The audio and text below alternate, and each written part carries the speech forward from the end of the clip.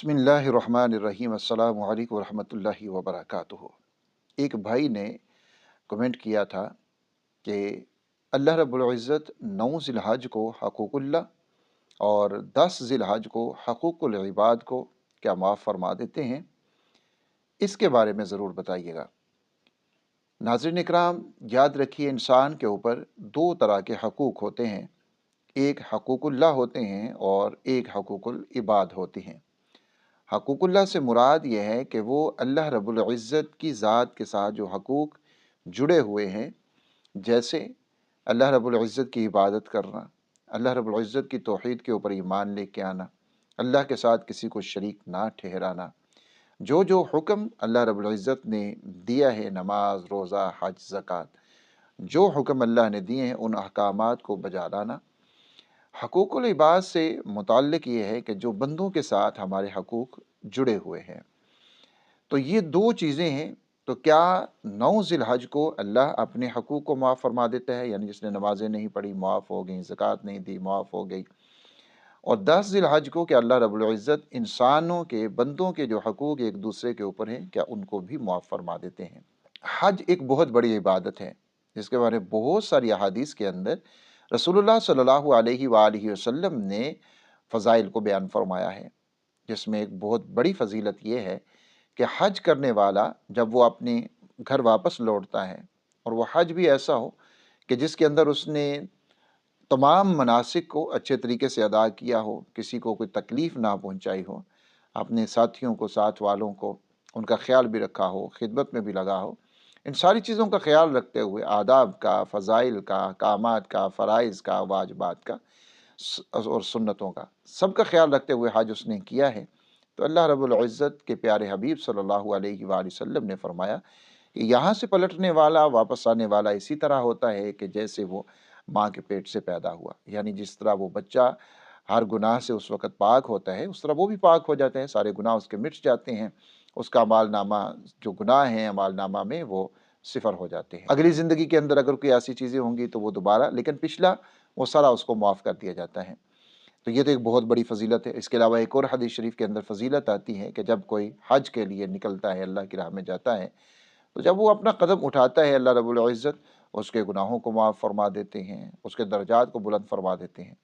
तो ये बहुत सारे फ़ज़ाइल यकीनन हज के बारे में मौजूद हैं। हज के साथ कबीरा गुनाह इंसान के मुआफ़ हो जाते हैं। इसके बारे में उलमाए कराम की दो आरा हैं। एक ये है कि सिर्फ़ हज करने से ही कबीरा गुनाह जितने भी हैं वो मुआफ़ हो जाएंगे, और दूसरा ये है कि कबीरा गुनाह के लिए तौबा करना ये शर्त है। हज भी करेंगे और उसके अंदर आप तौबा भी करेंगे, तो ये अल्लाह रब्बुल इज़्ज़त तमाम चीज़ों को, तमाम गुनाहों को मुआफ़ फरमा देंगे। इसके अंदर उम्मीद ये है कि जब हज मबरूर किया जाता है तो उसके बदले में अल्लाह रब्बुल इज़्ज़त इंसान के सगीरा कबीरा तमाम गुनाहों को मुआफ़ फरमा देंगे। अल्लाह रब्बुल इज़्ज़त का फ़ज़ल बहुत ज़्यादा वसी है कि अल्लाह रब्बुल इज़्ज़त उस हज को इंसान के गुनाहों के लिए कफ़ारा बना देते हैं।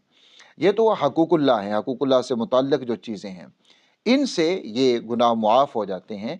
लेकिन जो गुनाह हकूक़ुल इबाद के साथ मुतल्लिक़ होते हैं, जो बंदों के साथ जो जुड़े हुए होते हैं, या बंदों के हकूक़ को मारने के साथ जो गुनाह हमारे ऊपर आए होते हैं, क्या वो गुनाह साक़त होते हैं या नहीं?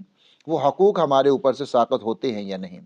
याद रखिए कि कुछ ऐसे हकूक़ुल्लाह हैं जो अल्लाह के हकूक़ हैं, उनके साथ जो चीज़ें जुड़ी हुई हैं, वो भी हज की वजह से ख़त्म नहीं होते। मिसाल के तौर के ऊपर, अगर किसी के रोज़ों की क़ज़ा है, वो ख़त्म नहीं होगी। आपने हज कर लिया, लेकिन रोज़ों की क़ज़ा आपके ऊपर बाकी रहेगी, वो आपने रोज़े क़ज़ा रखने ही रखने हैं। अगर किसी के ऊपर कफ़ारा है, नज़र का कफ़ारा है, रोज़ों का कफ़ारा है, वो हज के साथ ख़त्म नहीं होगा, वो आपने अदा करना ही करना है। इसी तरह जो चीज़ें वाजिब इंसान के ज़िम्मा हो, वो हज की वजह से वो साक़त नहीं होती, उसको उन्होंने अदा करना है। और जो बंदों के हकूक़ हैं, वो भी हज की वजह से साक़त नहीं होते, इस बात को याद रखिएगा।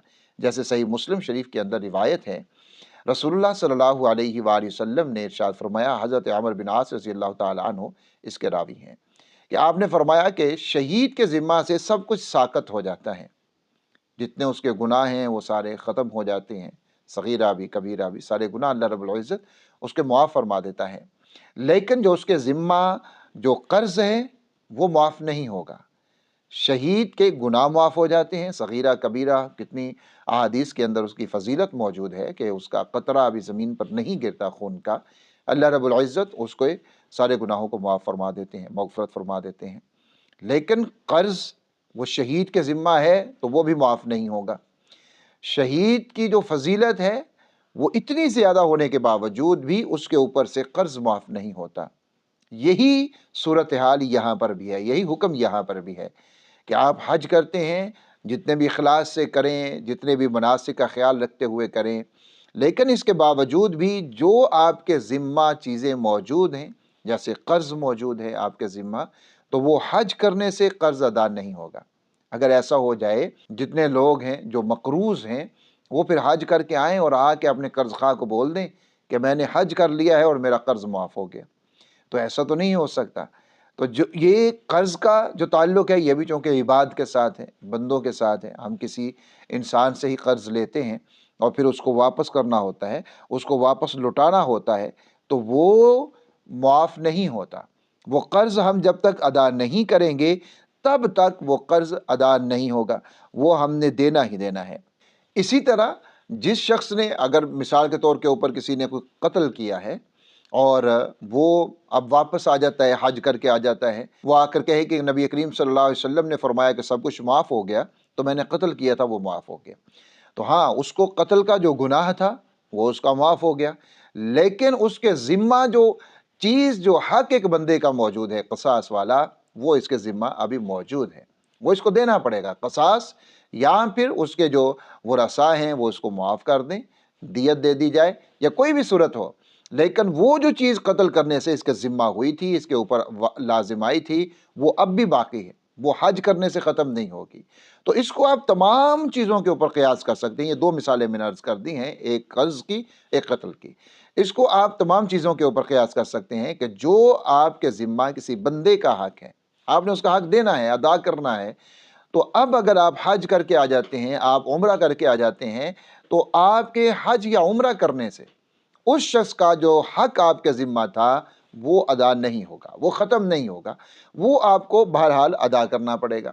تو اسی کو آپ تمام چیزوں کے اوپر اگر قیاس کر لیں تو آپ کو ساری چیزیں جو ہیں وہ سمجھ میں آ جائیں گی۔ خلاصہ یہ ہوا، اللہ رب العزت انسان کے گناہوں کو معاف فرما دیتے ہیں، لیکن جو چیزیں انسان کے ذمہ باقی رہ جاتی ہیں حقوق اللہ میں سے، اس کو ادا کرنا ہوتا ہے۔ یعنی کوئی قضا اس کے ذمہ ہے، وہ حج کرنے سے ختم نہیں ہوگی۔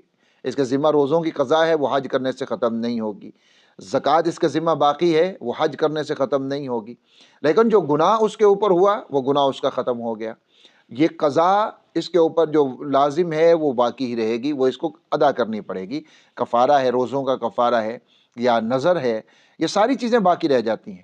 اسی طرح جو حقوق العباد میں سے ہے وہ بھی آپ کے حج کرنے سے، یعنی 10 ذی الحج کو اللہ حقوق العباد کو معاف فرما دیتے ہیں؟ نہیں، ایسا نہیں ہے، کسی بھی حدیث کے اندر ایسا ہمارے علم کے اندر نہیں ہے۔ اگر کوئی کسی کے علم میں کوئی ہے تو وہ حوالے کے ساتھ یہاں پر ذکر کر دے، انشاءاللہ اس کو ہم دیکھ لیں گے، لیکن ایسا کسی حدیث کے اندر نہیں ہے کہ اگر آپ 10 ذی الحج کو وہاں پر جاتے ہیں، یعنی آپ حج کر لیتے ہیں، تو اللہ رب العزت حقوق العباد کو بھی معاف فرما دیتے ہیں۔ حقوق العباد کے اوپر ہونے والا جو گناہ تھا وہ اللہ آپ کو معاف فرما دیں گے حج کی برکت سے، لیکن جو آپ کے ذمہ حق باقی رہ جاتا ہے وہ حق آپ کو ادا کرنا ہوگا۔ جیسے میں نے دو مثالیں دے دی ہیں، ایک قرض کی اور ایک قتل کی۔